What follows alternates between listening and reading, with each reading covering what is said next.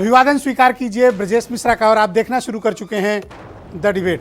बहनों भाइयों, इन दिनों माफिया को लेकर उत्तर प्रदेश में बड़ी राजनीति हो रही है। सत्ता पक्ष यानी भारतीय जनता पार्टी की तरफ से कहा जा रहा है माफिया को मिट्टी में मिला दिया गया, तो विपक्ष को बड़ी तकलीफ है। विपक्ष का कहना है कि माफियाओं पर कार्रवाई में भेदभाव हो रहा है। माफिया देख देख कर जाति और संप्रदाय के आधार पर उन पर कार्रवाई हो रही है। माफियाओं में डिस्क्रिमिनेशन को लेकर अपोजिशन सत्ता पक्ष को घेर रहा है। माफियाओं की ये राजनीति क्या नगर निकाय चुनाव में काम करेगी? आज की परिचर्चा इसी विषय पर केंद्रित है। बहन भाई, उत्तर प्रदेश की राजनीति में माफियाओं का बड़ा रोल है, कभी टिकट में, कभी राजनीति में और कभी उनके प्रभाव का। लेकिन इन दिनों माफियाओं के एलिमिनेशन, उनके खिलाफ चल रही कार्रवाई और उन पर हो रहे तमाम एक्शन और उनको मिट्टी में मिलाने के प्रकरण को लेकर उत्तर प्रदेश में राजनीति में बड़ा मतभेद उत्पन्न हो गया है। उत्तर प्रदेश के चीफ मिनिस्टर योगी आदित्यनाथ ये दावा करते हैं कि माफिया जान की भीख मांग रहा है, माफिया को मिट्टी में मिला दिया गया है और माफियाओं की बोलती बंद हो गई है और वो उत्तर प्रदेश से भाग रहे हैं। उत्तर प्रदेश में न कर्फ्यू है, न दंगा है, यहाँ सब चंगा है। ये दावा मुख्यमंत्री की तरफ से नगर निकाय के चुनाव के प्रचार के दौरान किया गया। अतीक अहमद प्रकरण और उस पर की गई कार्रवाई, विकास दुबे प्रकरण और उस पर की गई कार्रवाई, इस प्रकरण को लेकर सरकार का ये मानना है और सरकार का ये मत है कि हम माफियाओं का कंप्लीट एलिमिनेशन करेंगे, माफियाओं को ख़त्म करेंगे, या वो सुधर जाएं या फिर अपना कारोबार बदल लें या प्रदेश छोड़ें, वरना माफियाओं के खिलाफ कार्रवाई जारी रहेगी। सरकार माफियाओं के खिलाफ कार्रवाई को लेकर दृढ़ प्रतिज्ञ दिख रही है, लेकिन अपोजिशन का ही कहना है कि माफियाओं पर कार्रवाई में भेदभाव क्यों हो रहा है। कुछ पर्टिकुलर माफिया, कुछ पर्टिकुलर कास्ट और कम्युनिटी के माफियाओं का ही एलिमिनेशन हो रहा है, सबका नहीं हो रहा है। विपक्ष इस मुद्दे पर सरकार को घेरने की कोशिश करता है। उसका कारण भी है कि उत्तर प्रदेश की जो राजनीति है वो जाति के आधारित है। यहाँ हर जाति के अपराधी हैं, हर संप्रदाय के अपराधी हैं, हर पंथ के अपराधी हैं और हर अपराधी अपनी अपनी कम्युनिटी में हीरो है। अपने कर्मों के चलते हीरो नहीं है, अपने कुकर्मों के चलते हीरो है। और ये किसी एक कम्युनिटी या जाति पर नहीं है। उत्तर प्रदेश एक जाति पर बटा हुआ राज्य है। यहाँ जातियाँ राज करती हैं, जातियाँ चलती हैं, इसलिए अपनी अपनी जाति के माफिया भी सबको बहुत अच्छे लगते हैं। माफियाओं को लेकर यहाँ जनता में कोई डिस्क्रिमिनेशन नहीं है। हमारा माफिया अच्छा, उनका माफिया बुरा, गुड माफिया, बैड माफिया, ये वक्त के हिसाब से बदलता रहता है। जैसे जिस जाति के का डोमिनेंस हुआ एडमिनिस्ट्रेशन और पुलिस में, उस जाति के माफिया का बड़ा प्रभाव होता है। लेकिन उत्तर प्रदेश की सरकार ये कह रही है कि माफियाओं का हम कंप्लीट एलिमिनेशन करेंगे, माफिया राज खत्म करेंगे, माफियाओं के खिलाफ ये कार्रवाई जारी रहेगी। जहां बुलेट की ज़रूरत होगी बुलेट, जहां बुलडोज़र की ज़रूरत होगी वहां बुलडोज़र। अपोजिशन ने अतीक अहमद प्रकरण हो या दूसरे मसले हों, उस पर डिस्क्रिमिनेशन को बड़ा मुद्दा बनाया। और इस बार आप नगर निकाय के चुनाव में देख रहे होंगे तो मुख्यतः सत्ता पक्ष और प्रतिपक्ष के बीच एक कॉमन वर्ड चल रहा है, माफिया।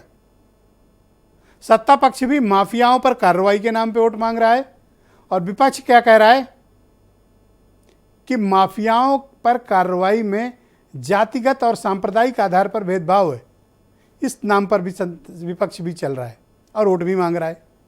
हकीकत क्या है? आज की परिचर्चा में हमें इस सच का सामना करना है।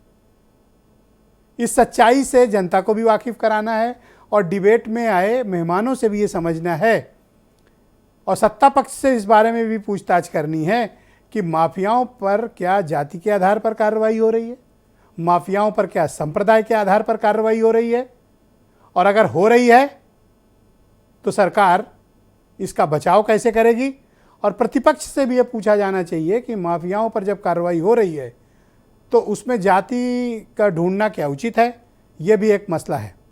हमें इन सारे मसलों पर एक एक करके आज सबसे बात करनी है और ये समझना है कि माफियाओं के एलिमिनेशन से उत्तर प्रदेश की राजनीति में इतना उबाल आजकल क्यों है। आप किसी के तौर तरीके पर तो प्रश्न उठा सकते हैं, लेकिन जो उत्तर प्रदेश के समाज में जो सबसे बड़ी समस्या है बहनों भाइयों, वो जाति आधारित क्रिमिनल्स हैं। हर जाति के जो अपने क्रिमिनल्स हैं वो अपने अपने क्षेत्र में हीरो बने घूम रहे हैं, रॉबिन हुड हैं। जनता में उनकी बड़ी इज्जत है, सम्मान है, उनको जिताते हैं, उनको वोट देते हैं या पॉलिटिकली उनको संरक्षण देते हैं। ये बहुत चिंता की बात है और ये अभी से नहीं है।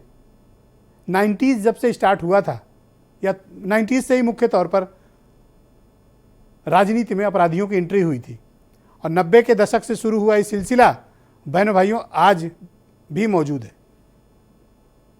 उत्तर प्रदेश के सदन के भीतर तकरीबन 200 से ज़्यादा ऐसे एमएलए हैं जिनके खिलाफ गंभीर आपराधिक मुकदमे चल रहे हैं। हत्या, बलात्कार, डकैती, भ्रष्टाचार, 420, धोखाधड़ी, चीटिंग, मारपीट, बलवा, दंगा, इस तरह के आरोप हैं। सांसद भी कम नहीं है। इनको समाज भी बढ़ावा दे रहा है और वक्त वक्त पर आई सरकारों ने भी इनको बढ़ावा दिया है।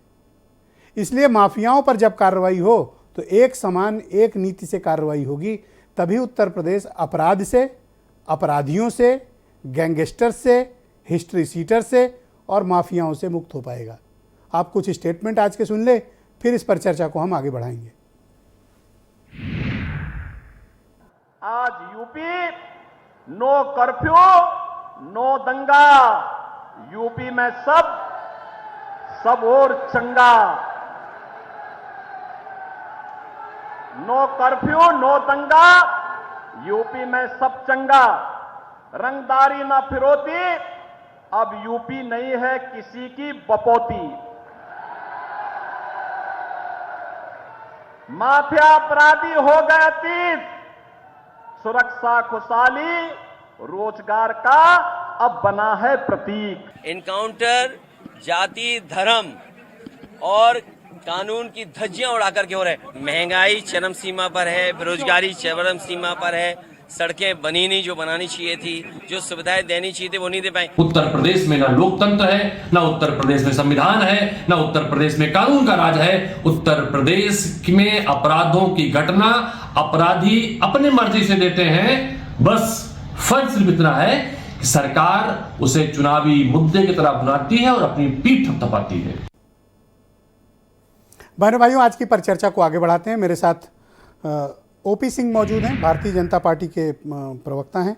सुरेंद्र राजपूत कांग्रेस के प्रवक्ता हैं। जेपी पांडे समाजवादी पार्टी से हैं। पीयूष मिश्रा एसबीएसपी से हैं। वैभव माहेश्वरी आम आदमी पार्टी से हैं और वीरेंद्र सिंह जी हमारे स्टेट हेड। बहुत शुक्रिया और धन्यवाद आप सभी का इस कार्यक्रम में मेरे साथ जुड़ने के लिए। ओपी सिंह जी, आरोप ये लग रहे हैं कि उत्तर प्रदेश की सरकार माफियाओं पर कार्रवाई के नाम पर भेदभाव कर रही है। जाति, पंथ, मजहब देखकर माफियाओं पर एक्शन हो रहा है। ब्रजेश जी, पहली चीज तो यह है कि अपराधी, गुंडा, माफिया की न कोई जात में होती है, न कोई मजहब होती है, न कोई धर्म होता है। लेकिन जो लोग अपने तुष्टिकरण की राजनीति में इसको अपने राजनीतिक चश्मे से देखते हैं, उनके लिए संविधान भी खतरे में पड़ रहा है, लोकतंत्र में भी खतरे में पड़ रहा है और हैदराबाद के भाईजान को मजहब भी खतरे में पड़ रहा है। अगर यही गुंडे अपराधी संविधान है, यही कानून है, यही जो है मजहब है, तो ये जनता इस पर निश्चित रूप से इसको सोच रही है। 2017 में जब भारतीय जनता पार्टी की सरकार बनी तो उत्तर प्रदेश की कानून व्यवस्था एक चुनौती के रूप में थी और आज आप कह रहे हैं कि नगर निकाय में कानून व्यवस्था को लेकर चर्चा हो रही है। उत्तर प्रदेश में नगर निकाय को लेकर के नहीं, 2017 नहीं, विपक्ष को आप कैसे आश्वस्त करेंगे और कैसे जवाब देंगे कि माफियाओं पर जाति, पंथ, धर्म, मजहब के आधार पर एक्शन नहीं हो रहा? आपको इसका सॉलिड जवाब देना चाहिए और बताइए कि ऐसा क्यों नहीं आ रहा। जी, बस उसी पर आ रहा। ब्रजेश जी, बहुत अच्छा सवाल आपका है और इसको प्रदेशवासी जानना भी चाहिए। 2017 में जब भारतीय जनता पार्टी की सरकार बनी, अब तक इनकाउंटर में 183 दुर्दांत अपराधी, गुंडे और माफिया मारे गए। उसमें 3 सिख हैं, 59 मुसलमान हैं और 121 हिंदू। अगर इनका आइकान अतीक और मुख्तार ही है और इन पर जब जब कार्रवाई हो रही है, बुलडोजर चल रहा है, आप बताइए कि तांगे वाले का बेटे के पास 11,000 करोड़ की संपत्ति कहीं से आई है? किसके पास ये 11,000 करोड़ की संपत्ति मिली? जी, ये 11,000 करोड़ की संपत्ति किसके पास है? ये मुख्तार अंसारी के पास 200 तो उनके बैंक अकाउंट है। मुख्तार के पास 11,000 करोड़ की प्रॉपर्टी, 11,000 की प्रॉपर्टी है। और ओके। मुख्तार अंसारी की प्रॉपर्टी के बारे में भी आप सुन चुके हैं। 7 करोड़ ये प्रॉपर्टी आई कहां से? इनको विधायक बनाना, माननीय बनाना, सम्माननीय बनाना, और इन सरकारों ने जब तक, जिनकी 4 बार सरकारें थी, 3 बार सरकारें थी, उन लोगों ने उनके जमाने में ये फले फूले नहीं, भस्मासुर बने। और जो उत्तर प्रदेश के लिए संकट पैदा करते थे, आज वो स्वयं उनके लिए संकट पैदा हो गया है। आज गले में तख्ती बांध करके थाने में जाकर के अपराधी जो है जान की भीख मांग रहा। कभी अपराधी इलाहाबाद की कोतवाली में ताला बंद कर दिया था। ये अंतर है। आज आप ये बताइए कि जो उत्तर प्रदेश गुंडों और माफियाओं के लिए जाना जाता था, कुछ जिले तो ब्रजेश जी ऐसे थे, नाम से जाने जाते थे, मऊ, गाजीपुर, प्रयागराज, ये नाम से जाने जाते। क्या है? या फला गुंडा, फला माफिया।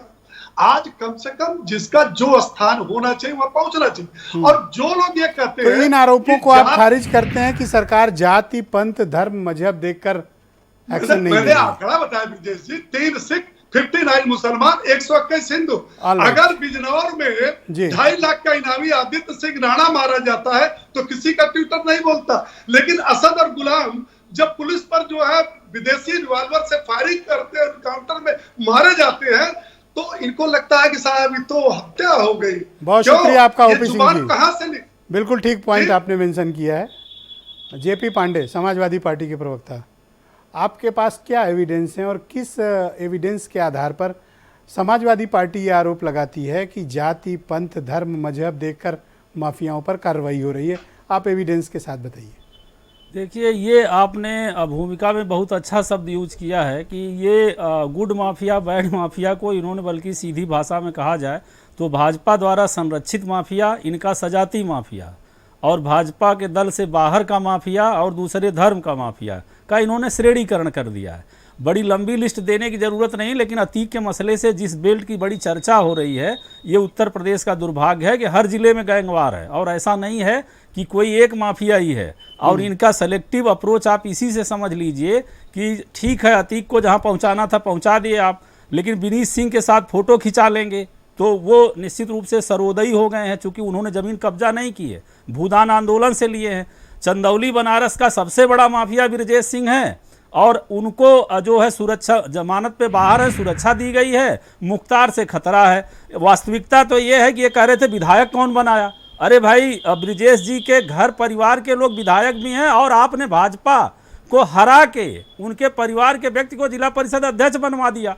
अब ऐसे ये है कि उमाकांत, रमाकांत जी जेल में जाएंगे, धनंजय जी क्रिकेट खेलेंगे, तो विजय मिश्रा भीतर रहेंगे, लेकिन इनके जो राजा भैया हैं वो तो सत्याग्रही। और तो और, जिसपे माननीय सर्वोच्च न्यायालय ने कहा है कि भाई FIR क्यों नहीं हो रहा बृजभूषण शरण सिंह पे, जिसपे हमारी रेसलर बहनें जो भारत माता का नाम ये लेते हैं, इनको तो भारत माता का नाम लेने का नैतिक हक नहीं है, उन्होंने दुनिया में भारत का नाम कायम किया, उनका FIR नहीं हो रहा। और 11,000 करोड़, इनका अर्थशास्त्र बड़ा कमजोर है, चूंकि इनको पता ही नहीं कि 11,000 करोड़ में कितना शून्य होता होगा।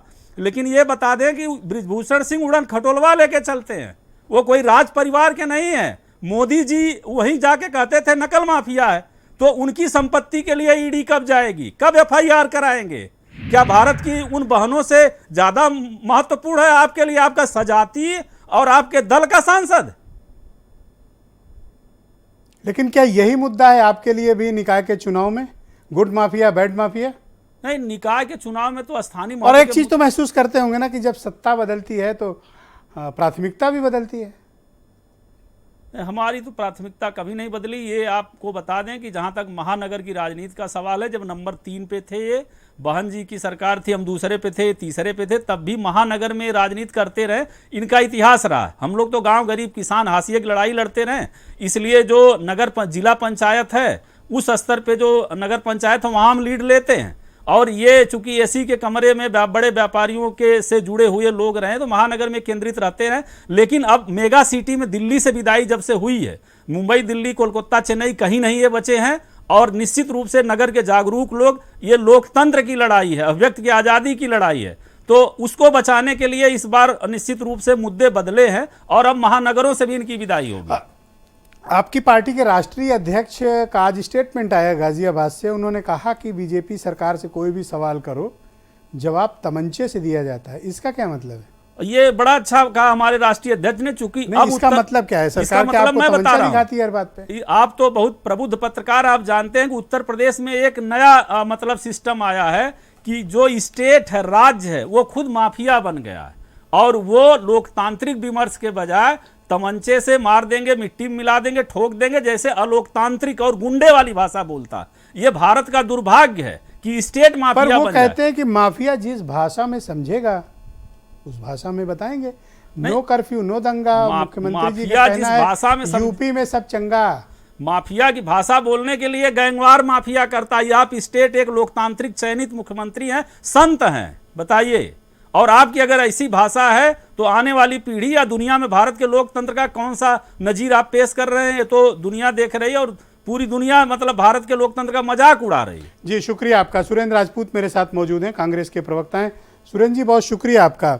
यूपी में एक चलन है गुड माफिया और बैड माफिया का, और विशेष तौर पर इस चुनाव में निकलकर सामने आया है।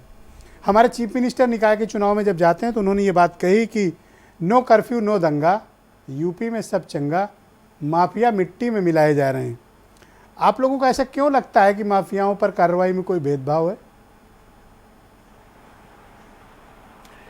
ब्रजेश भाई, बड़ा अफसोस होता है दो तीन चीज़ों को सुनकर के, जब बहुत हल्के स्तर की तुकबंदी के साथ उत्तर प्रदेश के सम्मानित मुख्यमंत्री इस बात को कहते हैं।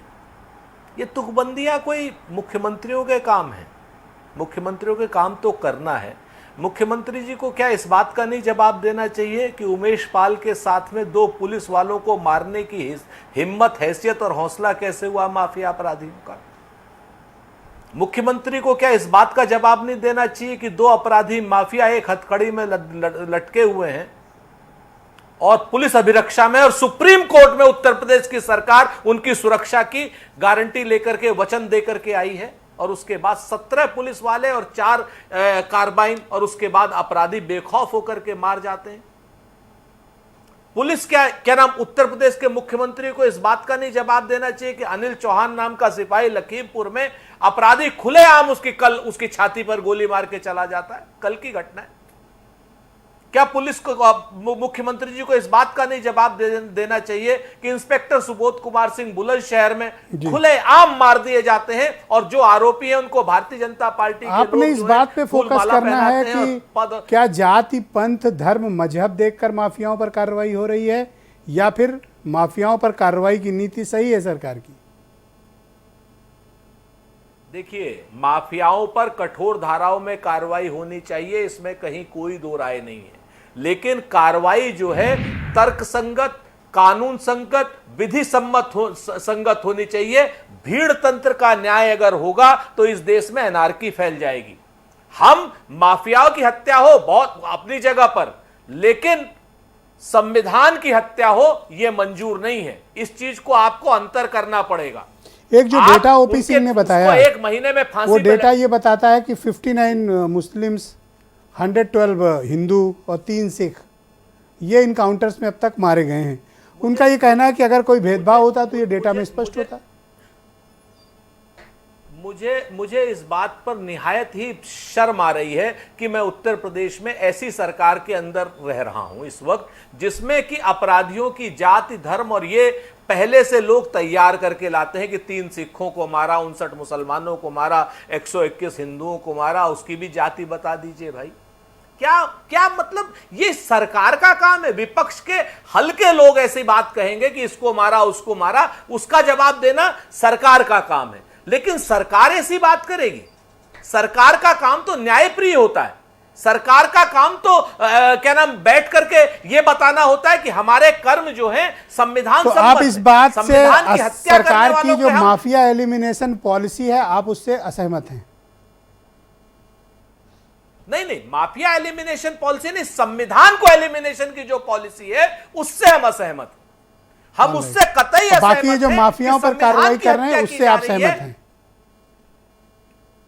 देखिए, कानून माफियाओं पर कार्रवाई पिछले 15-20 सालों से लगातार कर रहा है और सबसे बड़ी कार्रवाई तो राहुल गांधी ने की है माफियाओं पर, अपराधियों पर। आपको याद होगा 2012 में उन्होंने जो कानून लाए हैं वो, और अपनी ही सरकार के विरोध में चल करके उन्होंने सुप्रीम कोर्ट का साथ दिया कि 2 साल से ज्यादा का जो अपराधी होगा उसको लोकसभा विधानसभा से अलग हट जाएगा, वो उसको लड़ने नहीं देंगे। पर घूम फिर कर बात तो माफियाओं के इर्द गिर्द इस चुनाव में चली गई ना। निकाय चुनाव तो माफियाओं के नाम पर लड़ा जा रहा है। मैं कहता हूं चुनाव किसी नाम, ये तो भारतीय जनता पार्टी की नीति है कि भारतीय जनता पार्टी संविधान का 74वें संशोधन पर नहीं बात करेगी, भारतीय जनता पार्टी लखनऊ के रिवर फ्रंट पर बात नहीं करेगी, भारतीय जनता पार्टी जेएनआईपी पर बात नहीं करेगी, भारतीय जनता पार्टी किसी भी विकास के काम पर जो उन्होंने नहीं किया है बात नहीं करेगी, बेरोजगारी पर बात नहीं करेगी, भारतीय जनता पार्टी अग्निवीरों पर बात नहीं करेगी, भारतीय जनता पार्टी महंगाई पर बात नहीं करेगी, भारतीय जनता पार्टी चंद जुमलों पर बात करेगी, चंद जो है तुकबंदियों पर बात करेगी और जनता को भरमाने की कोशिश करेगी। भारतीय जनता पार्टी कभी भी न्यायपूर्ण तरीके से और पॉजिटिव सोच के साथ सुरेंद्र जी, बहुत शुक्रिया आपका। भारतीय जनता मैं डिबेट के दूसरे चरण में आपके बाकी विचारों को कुचलने का काम सम्मिलित करूंगा। पीयूष मिश्रा एसबीएसपी के राष्ट्रीय प्रवक्ता हैं। पीयूष जी, स्वागत है आपका। मैं आपसे जानना चाहता हूं कि माफियाओं के जो एलिमिनेशन का काम इस वक्त चल रहा है, आपकी पार्टी क्या ओपिनियन रखती है? विपक्ष के कुछ दल कहते हैं नहीं, भेदभाव हो रहा है, बीजेपी का कहना नहीं, हम तो समान रूप से कार्रवाई कर रहे हैं। आपकी पार्टी क्या ओपिनियन रखती है? देखिए ब्रजेश जी, सुहेलदेव भारतीय समाज पार्टी और हमारे राष्ट्रीय अध्यक्ष माननीय ओम प्रकाश राजभर जी का स्पष्ट कहना यह है कि जो अपराधी हैं, जो षड्यंत्रकारी हैं, जो ऐसे आए दिन घटनाएं करते हैं, उनके ऊपर कार्रवाई जाति, धर्म और विशेष देखकर नहीं होनी चाहिए, सब पर एक समान कार्रवाई होनी चाहिए। आपको याद होगा, चाहे आप पिछली सरकारों की बात करें, भाजपा से पहले की जो सरकारें रही हैं, नहीं, इस सरकार की अभी प्रेजेंट की बात करते हैं। नहीं, ये बताओ, मैं बता रहा हूँ, मैं आ रहा हूँ उस कार्रवाई को लेकर आपकी ओपिनियन जी, मैं उसी पे आ रहा हूँ। तो ये जो आजकल न्यूज़ में चल रहा है कि ये हैं वो हैं और कौन कौन है, ये सब किनकी सरकारों में पल्लवित पोषित हुए, एक बार यह भी देखना होगा। तब के तो तत्कालीन मुख्यमंत्री डॉन के कुत्ते से हाथ मिलाते हुए फोटो खिंचवाते थे, ये सबको जगत जाहिर है। लेकिन आज की अगर हम बात करें तो जो यह कार्रवाई है यह होनी चाहिए, लेकिन संविधान के दायरे में रखकर होनी चाहिए। जैसे कि प्रयागराज, अभी क्या संविधान के दायरे में नहीं है? नहीं, जो प्रयागराज की घटना हुई, आप तो मूलतः प्रयागराज के रहने वाले हैं, आपको तो पूरा, मैं कौशाम्बी का रहने वाला हूँ। मतलब वो अगल बगल का ही जिला हुआ, नहीं दूर है भैया। अरे ठीक है, लेकिन आपके काफी समय आपने पत्रकारिता में नौकरी की है वहाँ पे, आपने पत्रकारिता का काफी समय, एक दशक दिया है, तो आपको पता ही होगा कि ये सब जितने गुंडे माफिया अपराधी थे, कहाँ पल्लवित पोषित हुए और इनकी तूती कैसे बोलती थी।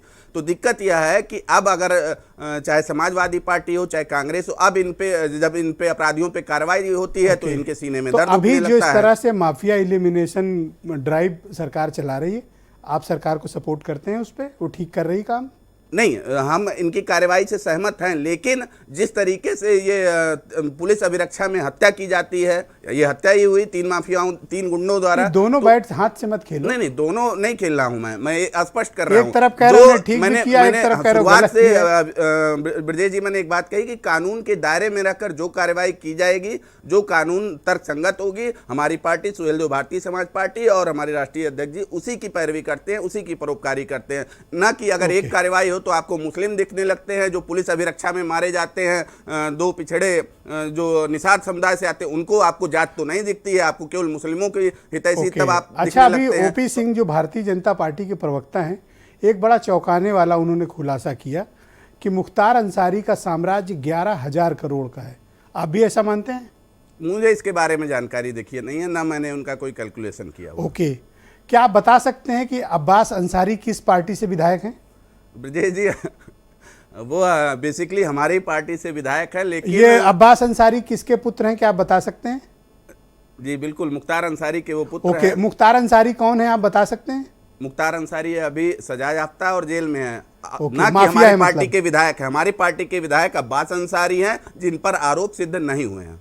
ओके, तो आपके हिसाब से अब्बास अंसारी जो मुख्तार अंसारी के पुत्र हैं वो शरीफ आदमी है?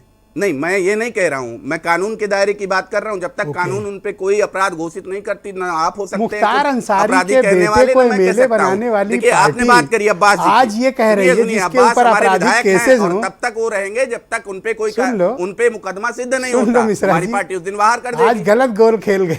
नहीं, ये बताओ, हमने मुख्तार कोई अंसारी के गलत बेटे को सुनिए, एमएलए बनाने आपने बात बीच में मत बोलो, सुनो, कभी सुनने का धैर्य विकसित करो। गलती सबसे होती है, आपसे भी हुई है, पर ये बताओ, मुख्तार अंसारी के बेटे को एमएलए बनाने वाली पार्टी आज माफियाओं पर नैतिकता की बात करेगी, थोड़ा अजीब बात नहीं है? देखिए, आपको सब कुछ पता होगा कि 17 सीटें हमको सपा गठबंधन में मैं मिली। 12 कैंडिडेट सपा के थे, उनमें किस से एक पार्टी से कैंडिडेट एमएलए वो और भी थे। किसके सिंबल पे इतना कबूल हो? नहीं, सिंबल हमारा हम कह रहे हैं, लेकिन विधायक 12 किसका? कैंडिडेट तो उनके ही थे ना, विधायक किसका? समाजवादी पार्टी के थे। तो आप टेक्निकल रूप से वो हमारे हैं, लेकिन आए कहीं और पार्टी से हैं। मैं अभी ये नहीं कह रहा हूं, विधायक फिलहाल विधानसभा में मैं जानते हैं, अपने उस आपकी वक्तव्य पार्टी पे से कायम मिले हूं हैं। कि अब्बास अंसारी हमारी पार्टी के विधायक है, और जब तक कोर्ट उनको सजा दोषी करार दूसरा नहीं देती, विषय से तब तक वो ओपी हमारी सिंह पार्टी के सदस्य हैं। भी जानते होंगे। दूसरा विषय ये कि बांदा जेल मुख्तार अंसारी से मिलने कौन जाता था? आप बताएंगे या मैं बताऊं? आप ही बता दीजिए। आप बताइए। आप ही बता दीजिए। आपकी पार्टी के राष्ट्रीय अध्यक्ष की गाड़ी कहाँ चेक हुई थी? बांदा ही चेक हुई थी। बांदा वो किससे मिलने गए थे?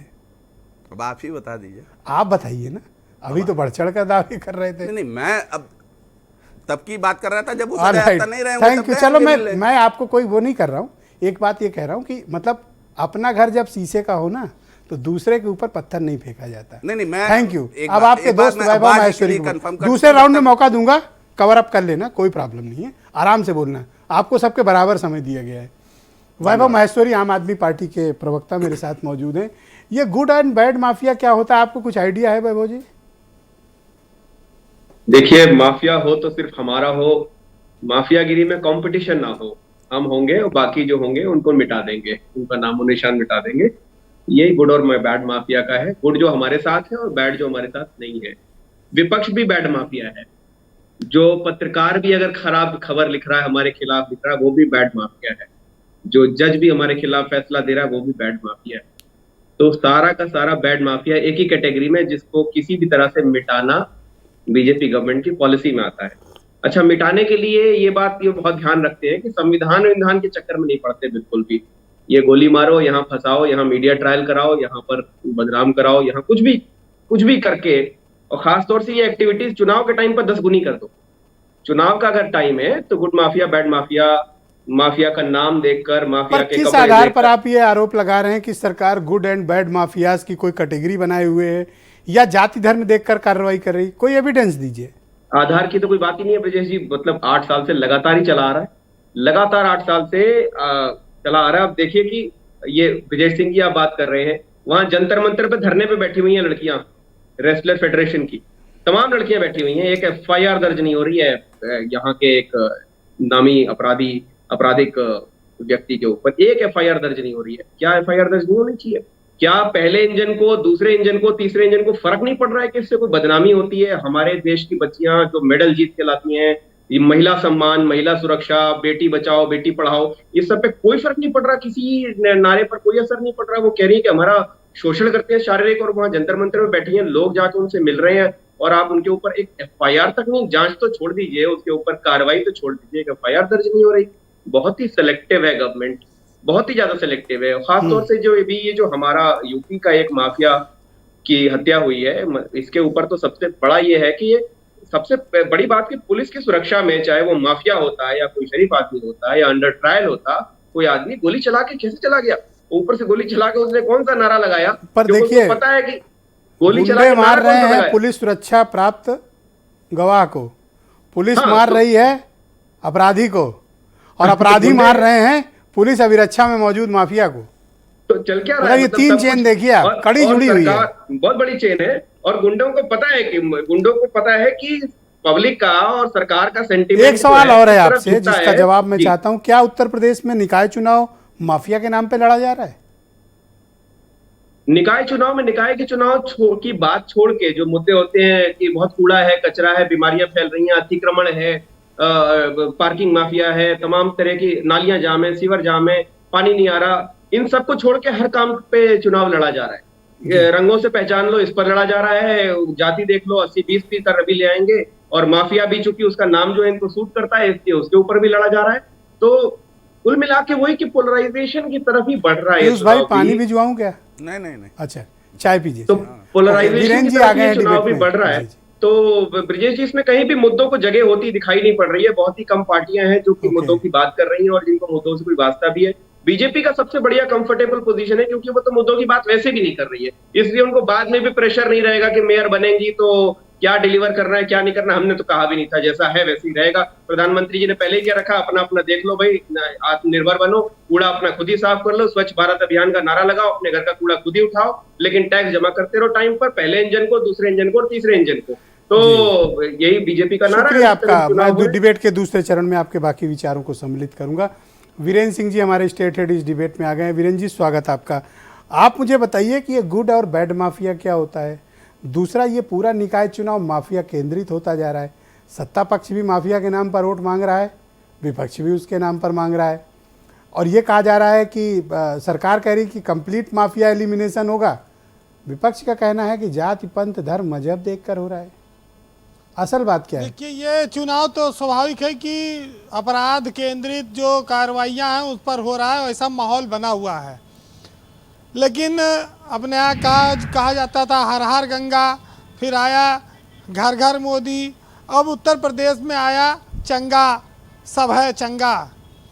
तो ये जो चंगा वाली बात है, इस पर तो नगर निकाय चुनाव में बीजेपी के लिए चंगा है, क्योंकि अतीक अहमद जैसे माफिया की जो कार्रवाई है उसके बाद से एक माहौल बना है अपराध के साथ साथ हिंदुत्व के वोट का। और नगर निकाय का जो चुनाव, इसमें योगी ने इस बार 2-3 नए नारे दिए, जैसे कहा कि माफिया नहीं अब महोत्सव होगा, कर्फ्यू नहीं अब कांवड़ यात्रा चल रही है। तो ये जो नई नई चीज़ें आ रही, इसमें अपराध और धार्मिक दोनों चीज़ों का एक समावेश है। अपराधी केंद्रित तो है एक माहौल, लेकिन धर्म का भी वहाँ पर संभावना काफ़ी है। जितनी बातें हैं, वो नारे हैं, वो धर्म से और अपराधियों से जुड़े हुए हैं। यूपी में ना कर्फ्यू, नो दंगा, यूपी में सब चंगा।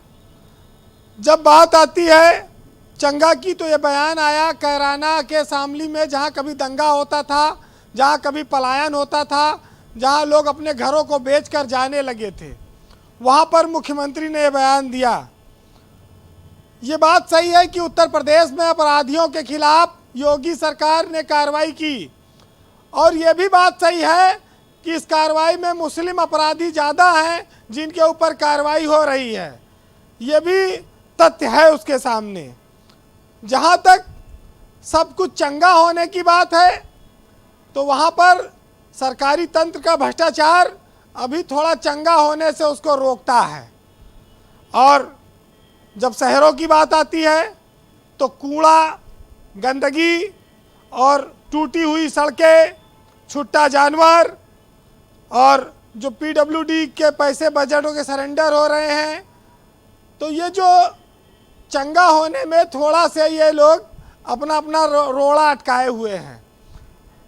अब आप अगर शहरों की बात हो रही है चुनाव में, उसका फ़ायदा लेने की बात चल रही है, तो जाम एक बहुत बड़ी समस्या है शहरों की।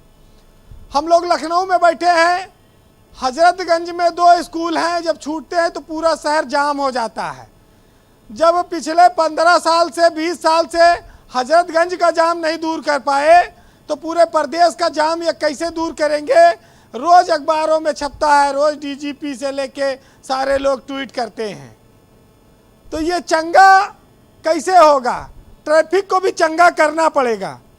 बस बीजेपी के पास आजकल एक काव्य संग्रह आ गया है कि अतीक अशरफ और शाइस्ता मुख्तार, ये सब गीत गाते रहो, वोट पाते रहो। ये काव्य संग्रह चल रहा है।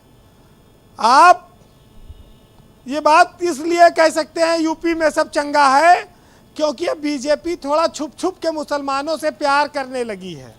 बीजेपी चंगा इस मायने में हो रही है कि उसको मुसलमानों का वोट चाहिए, और वो कुछ ऐसे फेसेस ला रही है तलाश के कि जिनके नाम पर विवाद ना हो, और उनको पुचकार के, उनको दिखा के मुसलमानों के भी वोट अब लिए जाएं।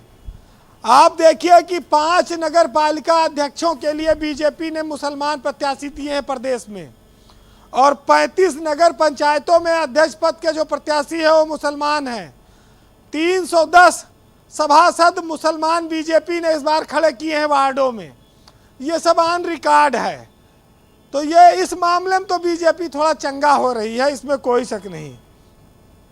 लेकिन ये बात ब्रजेश जी, एक बात मैं कहूँगा कि समाजवादी पार्टी भले नगर निकाय चुनाव को न जीती हो नगर निगमों में, लेकिन इस बार वो कड़ी टक्कर दे रही है बीजेपी को। अभी बसपा के पास 2 मेयर की सीटें रही हैं पिछले चुनाव में, लेकिन इस बार समाजवादी पार्टी, अगर आप लखनऊ देख लीजिए, बरेली देख लीजिए, बनारस, इलाहाबाद, प्रयागराज, यहाँ पर इसने कोई कमज़ोर प्रत्याशी नहीं दिया जो बीजेपी को कोई वॉकओवर मिल जाए या लोग कहें कि डमी दे दिया बीजेपी के सामने। तो ये चुनाव तो काफ़ी कड़ा जा रहा है, इसमें कोई शक नहीं है।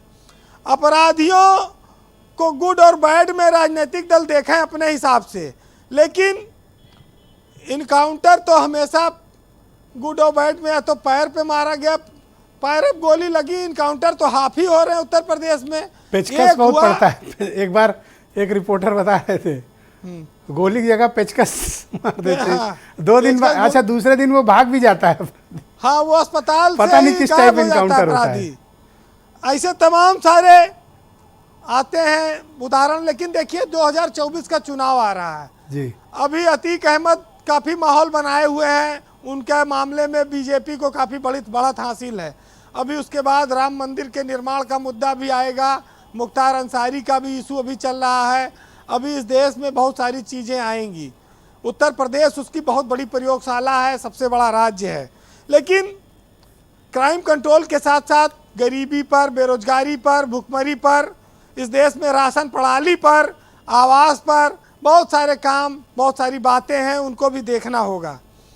बहरहाल जी, हमारे यहाँ कहते हैं जब चुनाव आता है तो लोगों की नीयत बदल जाती है, लोगों का ज़मीर बिक जाता है, दल बदल होने लगता है, तमाम सारी बातें होती हैं। लेकिन अंत में एक रिजल्ट आता है कि जिसके हाथ में लाठी उसकी भैंस।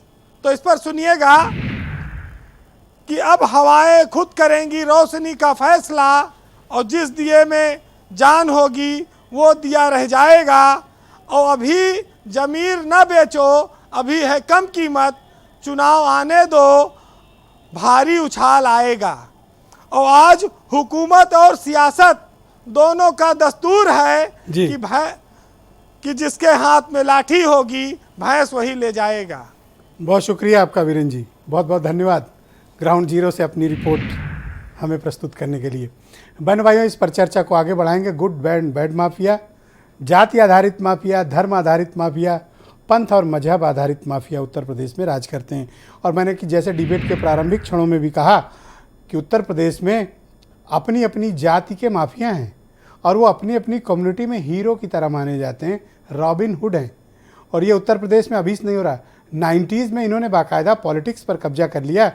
90s के पहले ये अपराधी हुआ करते थे, लेकिन 90s के बाद इनको ये समझ में आ गया कि जब हम नेताजी को जिता सकते हैं तो खुद भी तो जीत सकते हैं। इसलिए जितने भी बड़े नेता आप देखिए, सबकी 90s के आसपास एंट्री हुई अपराधियों की, जो बाद में माननीय बन गए, नेता बन गए, मिनिस्टर बन गए, सांसद बन गए, मंत्री तक बन गए और अभी भी हैं वो महत्वपूर्ण पदों पर। और हर दल ने इनको पाला है, पोसा है, बढ़ाया है। ओपी सिंह पहले पत्रकार रहे हैं और वो बड़ी माफियाओं पर कवरेज करते थे। आज वो बताएंगे कि जब पत्रकार के रूप में कवरेज करते थे और आज प्रवक्ता के रूप में क्या डिफरेंस पाते हैं। ओपी सिंह जी, गो अहेड, बताएं। डिफरेंस में ब्रजेश जी यही देख रहा हूँ कि पहले की जो सरकारें थी, अगर वो कार्रवाई की होती तो उत्तर प्रदेश की 17 के पहले इतनी कानून व्यवस्था बदतर न होती। दूसरी बात, अपराधियों का हमने देखा है कि थानों में क्या प्रभाव था, न्यायालय में क्या प्रभाव था। 2012 में यही अतीक अहमद जब चुनाव संसद का लड़ने जा रहा था तो उसने हाईकोर्ट में बेल एप्लीकेशन दिया। 10 जजों ने किनारा कस लिया कि हम इस बेल को, मुकदमे को देख नहीं सकते। 11वें जज ने बड़े हिम्मत करके उनको बेल दिया। ये न्यायालय की स्थिति थी। थानों की क्या स्थिति थी? थाने इस गुंडे और माफियाओं के इशारे पर चलते थे। पुलिस का हाथ बंधे हुए थे और वो खुद जाकर के दरबार करते थे अपराधियों और माफियाओं को, क्योंकि वो जानते थे कि माफिया और गुंडे हमारा ट्रांसफर करा देंगे, हमको काले पानी की सजा दे देंगे। वो चीजें बदली। आज पुलिस अभी क्या माहौल है? आप लगते हैं कि तब तो इतनी खराब सीन आपने बताई, अभी क्या है? जी, अभी स्थिति है कि जितने गुंडे माफिया उनके खिलाफ विधिसम्मत कार्रवाई की जा रही है और जिनका जो स्थान है उस स्थान पर वो पहुंचा दिए जा रहे हैं। देखिए, मैंने पहले डिबेट के शुरू में कहा था कि ब्रजेश जी, जब ये गुंडे अपराधी मारे जाते हैं तो विपक्ष तो वैसे बेनकाब हो चुका है, इस मामले में बेनकाब हो चुका। बच्चा उत्तर प्रदेश का इस मामले को जानता, बच्चा लेकिन आप, हाँ जी, बिल्कुल जानता है। और जितने 2017 से चुनाव हो रहे हैं और जो होंगे वो उत्तर प्रदेश के विकास और कानून व्यवस्था को लेकर होंगे। जेपी पांडे कुछ नाम गिना रहे थे माफियाओं का कि उनको तो आपने पाला पोसा है। नहीं, हमने किसी को पाला पोसा नहीं है। पाला पोसा ये है कि आप यदि कोई क्राइम करेंगे, हाँ, अगर आप पुलिस अभिरक्षा में उमेश पाल की और गनर की हत्या करेंगे तो चाहे कोई भी होगा करेगा, उसके खिलाफ कार्रवाई होगी। आपके रिजीम में जो माफियाओं का ये नाम ले रहे हैं उन्होंने कोई गलत काम नहीं किया। आप बताए ना, ब्रजेश सिंह ने कौन सा हत्या डकैती किया, कहाँ पुलिस वालों को मारा है, जिसको बता रहे किसने मारा है। ओके। और दूसरी बात यह है कि ये कहते हैं विकास, मैंने पहले ही कहा कि कानून व्यवस्था विकास का है। जब 12 से 17 इनकी सरकार थी तो बड़ा विकास किया था, आज भी विकास के नाम पर लड़ते हैं। नगर निगम के चुनाव में जितनी पार्टियां आपके डिबेट में बैठी है, इनका न 12 में खाता खुला न 17 में खाता खुला। बहुत विकास किया था, इतना विकास किया कि जनता ने इनका खाता नहीं खुला। एक बात मैं और कहना चाहता हूं, यहाँ कांग्रेस के भी साथी बैठे हुए, मैं केवल 2 बातें कह के अपनी बात समाप्त करता हूं। हमारे सुरेंद्र राजपूत ने कहा कि माफियाओं के खिलाफ अगर कार्रवाई किया तो राहुल गांधी ने किया। बिल्कुल सही कहा, पार्टी लाइन पर उनको बोलना चाहिए। 1989 में अतीक अहमद ने प्रयागराज में पहली हत्या किया था और जब प्रशासन ने उसके ऊपर गैंगस्टर लगाया तो 1980 की तत्कालीन सरकार ने गैंगस्टर हटा दिया। 2008 में पार्लियामेंट में बहुमत हासिल करने के लिए कांग्रेस ने जेल से 6 दुर्दांत अपराधियों को जेल से बाहर निकाला, उनका वोट लिया, बहुमत प्राप्त किया और उसके बाद जेल भेज दिया। शायद सुरेंद्र राजपूत को नहीं याद है, लेकिन एक फैक्ट आपको बताऊं, 2018 में बाई इलेक्शन हुए थे फूलपुर में, अतीक अहमद चुनाव लड़े थे। देखिए, लोकतंत्र तो उसी दिन खतरे में ब्रजेश जी पड़ गया जब इस देश के महान नेता जवाहरलाल नेहरू जिस लोकसभा सीट से जीत करके संसद में गए, उसी लोकसभा सीट से एक दुर्दांत गुंडा अपराधी जीत करके संसद में जा रहा। लोकतंत्र तो अच्छा, ये फैक्ट आपको याद है कि अतीक अहमद अपना दल के प्रदेश अध्यक्ष थे? हम किसी दल की बात करता हूँ और अपना दल से आजकल आपकी दोस्ती है? नहीं, अगर ठीक हमारे सहयोगी है, दे किसी गुंडा अपराधी को। ओके, ऑल राइट, मैं जेपी पांडे को आमंत्रित। सुरेंद्र जी प्लीज 1 मिनट रुक जाए। ओके पांडे जी, आपने जिन माफियाओं, थैंक यू ओपी सिंह जी, आप थोड़ा जेपी पांडे से ले लेते। पांडे जी, जिनका नाम आप गिना रहे थे जिन माफियाओं का, ओपी सिंह ने बड़ी अच्छी बात कही कि उन्होंने अभी कोई क्राइम किया हो तो बताओ, कार्रवाई करें। अब ये तो पत्रकार भी हैं और बड़ी अच्छी बात कर रहे थे, बड़ी आपको ब्रेकिंग न्यूज़ दे रहे थे। इनके अकॉर्डिंग ये है कि जो अपराधी उन पे मुकदमे लगे थे वो सब धुल गए वॉशिंग मशीन में। तो भैया एक काम करो, सुन लीजिए, जो अरे अब सुनिए, तो जो 61 लोगों का नाम दर्ज किए मुकदमे के आधार पे, उनको आप सत्याग्रही घोषित कर दीजिए कि अभी तो कुछ उन्होंने किया ही नहीं, इसलिए पहले के आधार पे हम कार्रवाई करेंगे ही नहीं। तो मुख्तार ने कौन सा काम कर दिया?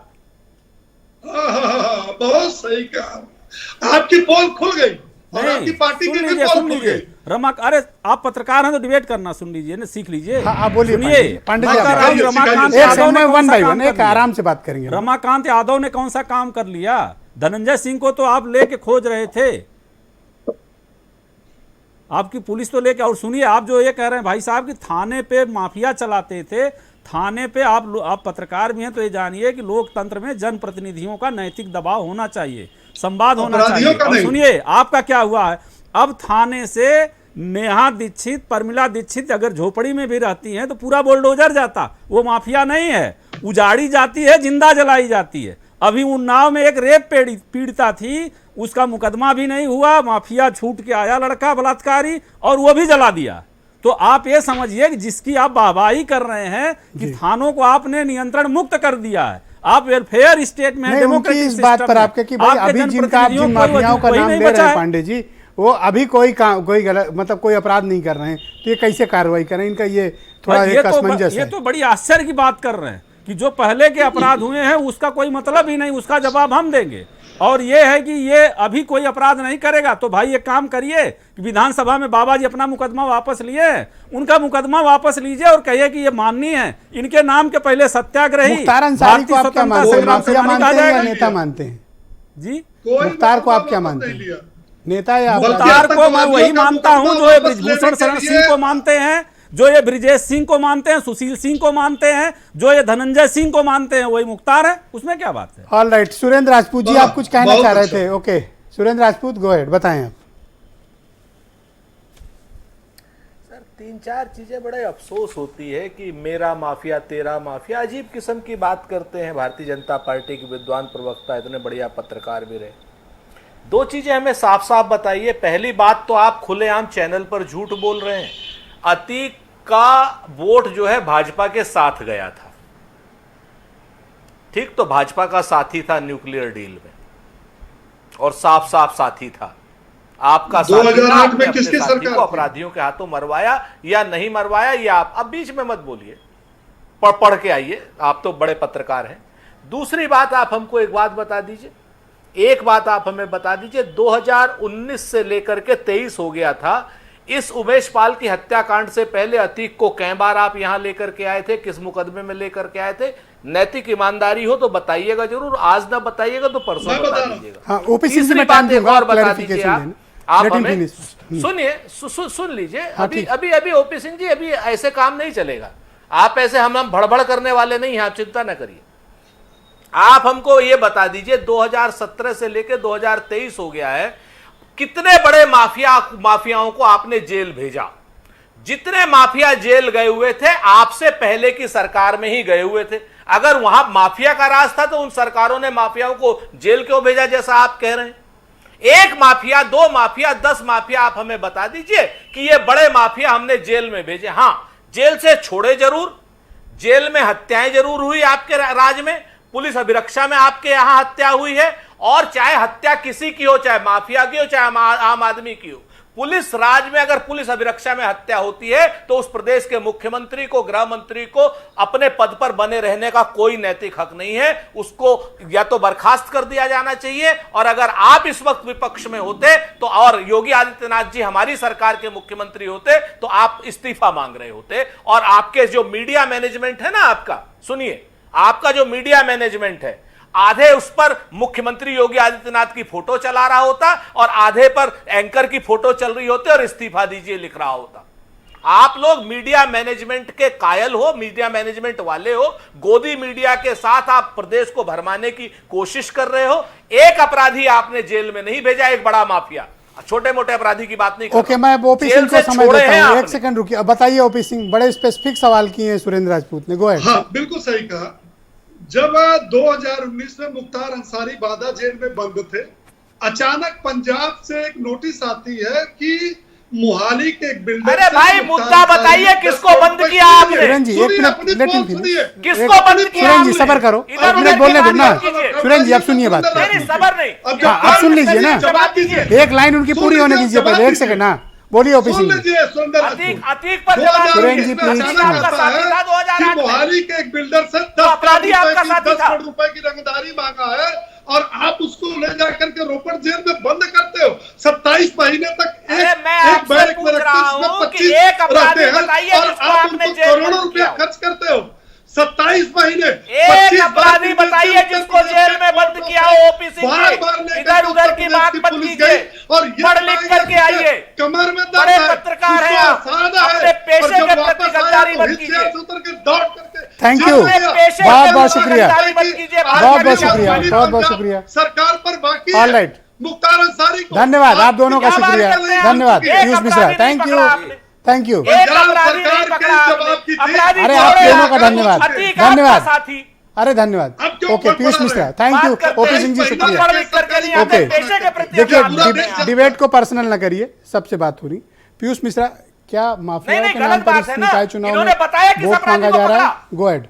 देखिए ब्रजेश जी, सब जितने छत्रप होते हैं और जितने बाहुबली होते हैं, सबका अपने अपने प्रभाव अपने अपने क्षेत्रों में होता है, तो कहीं ना कहीं कुछ इनका प्रभाव रहेगा। लेकिन जब से भाजपा सरकार इस एक्शन मोड में आई है, उस पर भी कार्रवाई हो रही है। मैं ये नहीं कह रहा हूँ कि कार्रवाई नहीं हो रही है, कार्रवाई हो रही है। लेकिन हम और हमारी पार्टी सुहेलदेव भारतीय समाज पार्टी और हमारे राष्ट्रीय अध्यक्ष माननीय ओम प्रकाश राजभर जी का स्पष्ट ये कहना है कि जो भी माफियाओं पे कार्रवाई हो वो कानून संगत, कानून के दायरे में रहकर हो, और किसी भी कोई भी अपराधी हो, ना तो उसकी जात होती है, ना कोई धर्म होता है। कहाँ मानता है? कानून से सुधरता तो माफिया क्यों बनता है? नहीं, अब ये थोड़ा सा तो ट्विस्ट करना पड़ेगा ना। ये तो उत्तर प्रदेश के लॉ एंड ऑर्डर का सवाल माननीय मुख्यमंत्री जी पे है। काम अच्छा कर रहे हैं, उसमें नो डाउट, कोई डाउट नहीं है। बट जो भी कार्रवाई करें वो कानून के दायरे में रहकर करें, कानून के संगत में रहकर करें, और अपराधियों की कोई जाति और धर्म नहीं होता कि ना तो आप तौलेंगे कि आप पिछली सरकारों में ये हुआ, इस सरकार में ये कर रहे हैं। जैसे कि माफिया लिस्ट भी जारी हो रही थी, भाजपा ने ये जारी की तो सपा ने वो जारी कर दी, तो ऐसा नहीं होना चाहिए। अच्छा, ओपी सिंह ने एक बड़ी इंपॉर्टेंट बात कही, और देखिए उस बात को आगे बढ़ाया जाना चाहिए। अपराधी अपराधी होता है, और अपराधी वो कोई कह रहे जात थे नहीं कि होती। हमारे रिजीम में करें, अभी मजा चखा देंगे, वो वाले माफिया जिनका नाम पांडे जी ले रहे थे। नहीं, देखिए वही बात है ना, अपराधियों की कोई जात नहीं होती है, अपराधी अपराधी होता है, चाहे वो किसी भी करें तो कुछ तब तो सजा दें ना। ओपी सिंह ठीक तो कह रहे हैं।